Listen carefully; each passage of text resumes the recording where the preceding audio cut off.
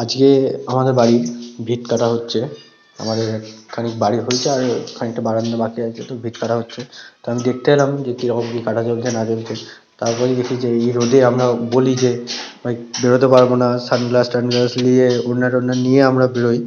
আর এসে দেখছি ভাই এই কাকাগুলো কতটা মেহনত করছে, দেখো কতটা মেহনত করছে, কত পরিশ্রম করছে কিছু টাকা ইনকাম করার জন্য। তো দেখো, তোমরা দেখতেই পাচ্ছ যে কীরকম রোদ রয়েছে আর লোকে বেরোতে পারছে না রোদে। দেখো কীরকম মেহনত করছে, কতটা পরিশ্রম করতে হয় একটা পেটের ভাত জোগাড় করতে গেলে একটা ছেলেকে, কতটা পরিশ্রম করতে হয় দেখো।